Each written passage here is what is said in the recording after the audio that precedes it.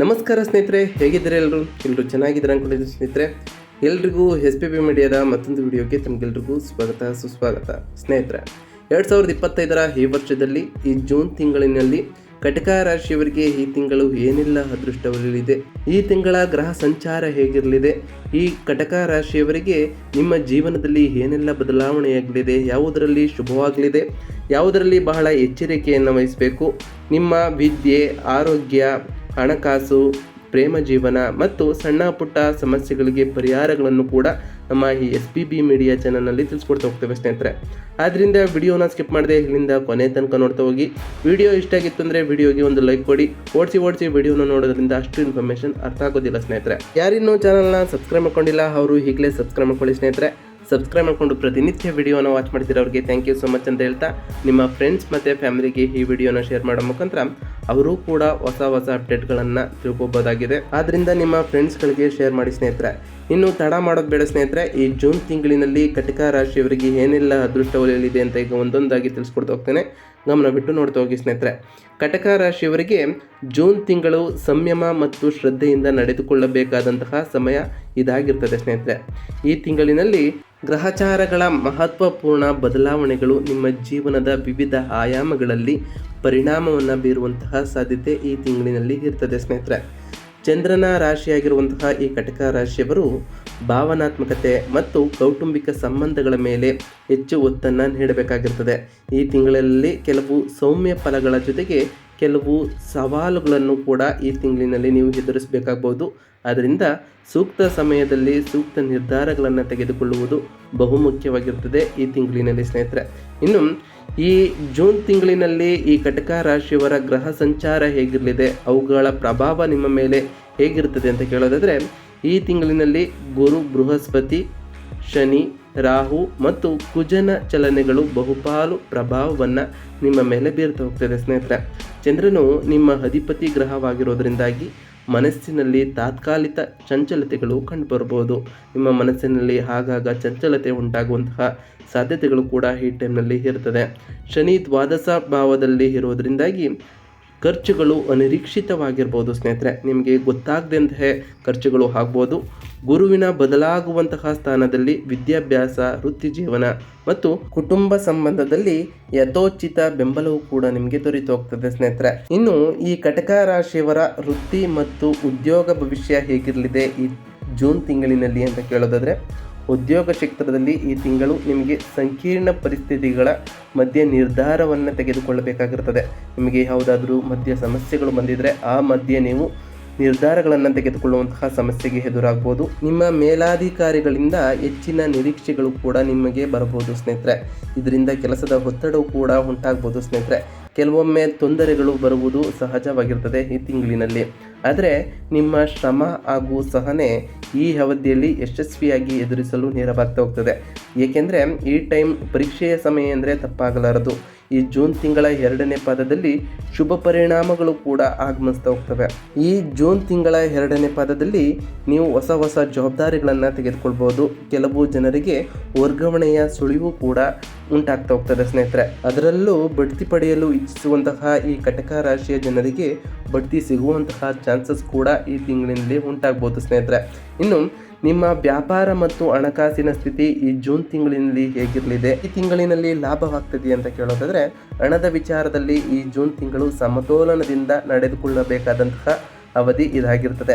ಅನವಶ್ಯಕ ವೆಚ್ಚಗಳನ್ನು ನಿಯಂತ್ರಿಸಬೇಕಾಗಿರ್ತದೆ ಸ್ನೇಹಿತರೆ. ನಿಮಗೆ ಬೇಡವಾದ ಖರ್ಚನ್ನು ಸಾಧ್ಯವಾದಷ್ಟು ತಡೆಗಟ್ಟಿ ಸ್ನೇಹಿತರೆ.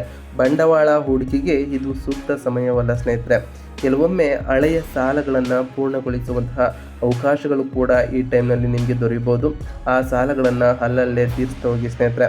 ಕುಟುಂಬದ ಆರ್ಥಿಕ ಜವಾಬ್ದಾರಿಗಳು ಈ ಟೈಮ್ನಲ್ಲಿ ಹೆಚ್ಚಾಗ್ಬೋದು. ವ್ಯಾಪಾರದಲ್ಲಿ ಹೊಸ ಉದ್ಯಮಿ ಪ್ರಾರಂಭಿಸುವುದರ ಹಿಂದೆ ಹೋಗುವಂತಹ ಸಾಧ್ಯತೆಗಳು ಕೂಡ ನಿಮ್ಮಲ್ಲಿ ಉಂಟಾಗಬಹುದು ಸ್ನೇಹಿತರೆ. ಆದ್ದರಿಂದ ಮಾರ್ಗದರ್ಶನವನ್ನು ಪಡೆದು ಮುಂದುವರಿಯುವುದು ಉತ್ತಮವಾಗಿರ್ತದೆ. ಇನ್ನು ಈ ಜೂನ್ ತಿಂಗಳಿನಲ್ಲಿ ನಿಮ್ಮ ಆರೋಗ್ಯ ಹೇಗಿರ್ತದೆ, ಯಾವ ರೀತಿಯ ಜಾಗೃತಿ ಕ್ರಮಗಳನ್ನು ಪರಿಪಾಲಿಸಬೇಕು ಅಂತ ಹೇಳೋದಾದರೆ, ಆರೋಗ್ಯದ ವಿಷಯದಲ್ಲಿ ಚಿಂತೆ ಮಾಡಬೇಕಾದಂತಹ ಸಂದರ್ಭಗಳು ಕೂಡ ಈ ಟೈಮ್ನಲ್ಲಿ ನಿಮಗೆ ಮೂಡ್ಬೋದು ಸ್ನೇಹಿತರೆ. ಮಾನಸಿಕ ಒತ್ತಡ, ನಿದ್ರೆಯ ಕೊರತೆ ಹಾಗೂ ಆಹಾರದಲ್ಲಿ ಅನುಚಿತತೆಯಿಂದ ಪಚನದ ಸಮಸ್ಯೆಗಳು ಕಂಡುಬರುವಂತಹ ಸಾಧ್ಯತೆ ಇರ್ತದೆ. ಅಂದರೆ ನಿಮಗೆ ಈ ಟೈಮ್ನಲ್ಲಿ ಜೀರ್ಣಕ್ರಿಯೆ ಸಮಸ್ಯೆಗಳು ಉಂಟಾಗ್ಬೋದು. ಈ ಜೂನ್ ತಿಂಗಳಿನಲ್ಲಿ ನಿಮ್ಮ ಆರೋಗ್ಯದ ಮೇಲ್ವಿಚಾರಣೆಗೆ ಹೆಚ್ಚು ಗಮನವನ್ನು ಈ ಟೈಮ್ನಲ್ಲಿ ನೀವು ನೀಡಬೇಕಾಗಿರ್ತದೆ ಸ್ನೇಹಿತರೆ. ಹಾಗೆಯೇ ಈ ಕಟಕ ರಾಶಿಯವರು ಯೋಗ, ಧ್ಯಾನ ಮತ್ತು ಸಮಯ ಪರಿಪಾಲನೆಯಿಂದ ಉತ್ತಮ ಫಲಿತಾಂಶಗಳನ್ನು ಕೂಡ ತಲುಪುವುದು. ಆದ್ದರಿಂದ ಯೋಗ, ಧ್ಯಾನವನ್ನು ಸಾಧ್ಯವಾದಷ್ಟು ಮಾಡಿ ಸ್ನೇಹಿತರೆ. ಇದರಿಂದ ನಿಮ್ಮ ಮನಃಶಾಂತಿಯೂ ಕೂಡ ವೃದ್ಧಿಯಾಗ್ತಾ ಹೋಗ್ತದೆ, ಹಾಗೆ ನಿಮಗೆ ದೈಹಿಕ ಸದೃಢತೆಯೂ ಕೂಡ ಸಿಗ್ತಾ ಹೋಗ್ತದೆ ಸ್ನೇಹಿತರೆ. ಇನ್ನು ವಿದ್ಯಾರ್ಥಿಗಳಿಗೆ ಸಂಬಂಧಪಟ್ಟಂತೆ ಈ ತಿಂಗಳು ಹೇಗಿರಲಿದೆ, ಸ್ಪರ್ಧಾತ್ಮಕ ಪರೀಕ್ಷೆಗಳಿಗೆ ತಯಾರಿ ನಡೆಸುವಂತಹ ವಿದ್ಯಾರ್ಥಿಗಳಿಗೆ ಉತ್ತಮ ಫಲಿತಾಂಶಗಳು ಸಿಗ್ತದೆ ಅಂತ ಕೇಳೋದಾದರೆ, ಕಟಕ ರಾಶಿಯ ವಿದ್ಯಾರ್ಥಿಗಳಿಗೆ ಈ ತಿಂಗಳು ಕೆಲವೊಂದು ಸವಾಲುಗಳ ಸಮಯವಾಗ್ಬೋದು ಸ್ನೇಹಿತರೆ. ಪಠ್ಯದಲ್ಲಿ ಗಮನ ಹರಿಸಲು ಮನಸ್ಸು ವಿಚಲಿತ ಆಗುವಂತಹ ಸಾಧ್ಯತೆ ಇರ್ತದೆ. ಆದ್ದರಿಂದ ನಿಮ್ಮ ಏಕಾಗ್ರತೆಯನ್ನು ಒಂದು ಕಡೆ ಇರಿಸಿ. ಸ್ಪರ್ಧಾತ್ಮಕ ಪರೀಕ್ಷೆಗಳಿಗೆ ತಯಾರಿ ನಡೆಸುವಂತಹ ವಿದ್ಯಾರ್ಥಿಗಳಿಗೆ ಅಧ್ಯಯನದ ಕ್ರಮ, ಸಮಯ ನಿರ್ವಹಣೆ ಮತ್ತು ಜ್ಞಾನಕೋಶ ವರ್ಧನೆಯ ಕಡೆ ಹೆಚ್ಚಿನ ಗಮನವನ್ನು ನೀವು ನೀಡಬೇಕಾಗಿರ್ತದೆ ಸ್ನೇಹಿತರೆ. ಇದರಿಂದಾಗಿ ನಿಮ್ಮ ಓದಿನ ಕಡೆ ಸಮಯ ಹೆಚ್ಚಾಗ್ತಾ ಹೋಗ್ತದೆ, ಹಾಗೆ ನಿಮ್ಮ ಅಧ್ಯಯನದ ಕ್ರಮವನ್ನು ಕೂಡ ಶಿಸ್ತುಬದ್ಧವಾಗಿ ನೀವು ರೂಢಿ ಮಾಡಿಕೊಳ್ಬೇಕಾಗಿರ್ತದೆ ಸ್ನೇಹಿತರೆ. ತಂದೆ ತಾಯಿಯರ ಆಶೀರ್ವಾದದಿಂದ ವಿದ್ಯೆಯಲ್ಲಿ ಯಶಸ್ಸು ಕೂಡ ಈ ಟೈಮ್ನಲ್ಲಿ ಸಿಗ್ಬೋದು ಸ್ನೇಹಿತರೆ. ಇನ್ನು ಈ ಜೂನ್ ತಿಂಗಳಿನಲ್ಲಿ ಈ ಕಟಕ ರಾಶಿಯವರ ಪ್ರೀತಿ, ದಾಂಪತ್ಯ ಮತ್ತು ಕುಟುಂಬದ ಬದುಕು ಹೇಗಿರ್ತದೆ, ಈ ತಿಂಗಳಿನಲ್ಲಿ ಉತ್ತಮವಾಗಿರ್ತದೆ ಅಂತ ಕೇಳೋದಾದರೆ, ಪ್ರೀತಿ ಸಂಬಂಧಗಳು ಈ ತಿಂಗಳಲ್ಲಿ ಅಲ್ಪ ಪ್ರಮಾಣದಲ್ಲಿ ಉದ್ವಿಗ್ನತೆ ಅನುಭವಿಸ್ಬೋದು ಸ್ನೇಹಿತರೆ. ಸಂವಹನದ ಕೊರತೆ ಅಥವಾ ನಿಶ್ಚಿತತೆಯಿಂದಾಗಿ ದೂರವಿರಲು ಈ ಸಮಯದಲ್ಲಿ ಸ್ಪಷ್ಟ ಮಾತು, ಪರಸ್ಪರ ಗೌರವ ಹಾಗೂ ಸಹಾನುಭೂತಿಯ ಅಗತ್ಯವಿರ್ತದೆ. ಅದರಿಂದ ಸ್ಪಷ್ಟವಾಗಿ ಮಾತನಾಡಿ ಉತ್ತಮವಾಗಿ ಸಂವಹನವನ್ನು ನೀವು ನಡೆಸಬೇಕಾಗಿರ್ತದೆ ಸ್ನೇಹಿತರೆ. ವಿವಾಹಿತ ದಂಪತಿಗಳಿಗೆ ಪತ್ನಿ ಅಥವಾ ಗಂಡನ ಆರೋಗ್ಯದ ಕಡೆ ಹೆಚ್ಚಿನ ವಿಶೇಷ ಗಮನವನ್ನು ನೀವು ನೀಡಬೇಕಾಗಿರ್ತದೆ. ಕುಟುಂಬದಲ್ಲಿ ಹಿರಿಯರ ಆರೋಗ್ಯ ಹಾಗೂ ಮಕ್ಕಳ ಶ್ರೇಯಸ್ಸು ಪ್ರಮುಖವಾಗಿರುವ ಕಾರಣ ಜವಾಬ್ದಾರಿಯಿಂದ ನಡೆದುಕೊಳ್ಳುವುದು ಬಹುಮುಖ್ಯವಾಗಿರ್ತದೆ ಸ್ನೇಹಿತರೆ. ನೀವು ಸ್ವಲ್ಪ ಹಿಂದೆ ಮುಂದೆ ಮಾಡಿದರೂ ಕೂಡ ನಿಮ್ಮ ಹಿರಿಯರ ಆರೋಗ್ಯದಲ್ಲೂ ಕೂಡ ಏರುಪೇರುವನ್ನು ಕಾಣ್ಬೋದು, ಹಾಗೆ ನಿಮ್ಮ ದಂಪತಿಗಳ ಆರೋಗ್ಯದಲ್ಲೂ ಕೂಡ ಏರುಪೇರನ್ನು ಕಾಣ್ಬೋದು. ಅದರಿಂದ ಬಹಳ ಎಚ್ಚರಿಕೆಯಿಂದ ಈ ಟೈಮ್ನಲ್ಲಿ ಇರಬೇಕಾಗಿರ್ತದೆ.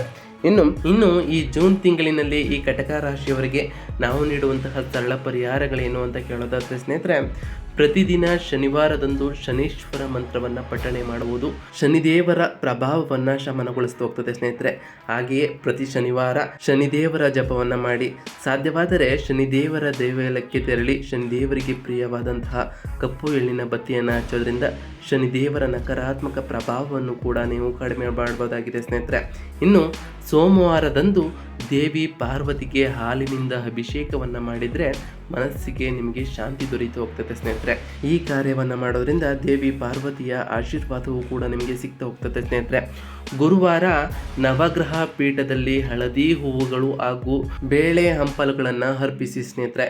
ಇದರಿಂದಾಗಿ ಆ ಗುರುದೇವರ ಆಶೀರ್ವಾದವೂ ಕೂಡ ಸಿಗ್ತಾ ಹೋಗ್ತದೆ, ಹಾಗೆ ನವಗ್ರಹಗಳ ಪ್ರಭಾವವೂ ಕೂಡ ನಿಮ್ಮ ಮೇಲೆ ಕಡಿಮೆ ಆಗ್ತಾ ಹೋಗ್ತದೆ ಸ್ನೇಹಿತರೆ. ಚಂದ್ರನ ಶಕ್ತಿಯನ್ನ ಇನ್ನಷ್ಟು ಶುದ್ಧಗೊಳಿಸಲು ಸೋಮವಾರ ಚಂದ್ರನ ಮಂತ್ರವನ್ನು ಪಠಿಸಿರಿ ಸ್ನೇಹಿತರೆ.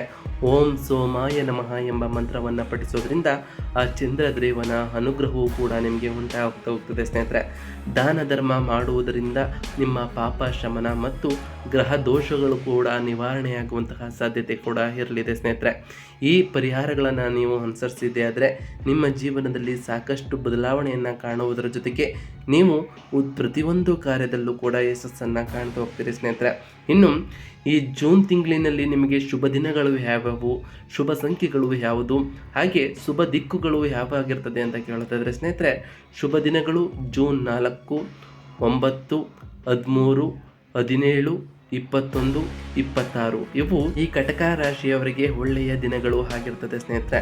ಇನ್ನು ಈ ರಾಶಿಯವರಿಗೆ ಶುಭ ಸಂಖ್ಯೆಗಳು ಯಾವ್ಯಾವುದು ಬರ್ತದೆ ಅಂತ ಕೇಳೋದಾದರೆ 2, 7, 11 ಈ 3 ಸಂಖ್ಯೆಗಳು ಈ ರಾಶಿಯವರಿಗೆ ಬಹಳ ಶುಭವಾಗಿರ್ತದೆ ಸ್ನೇಹಿತರೆ.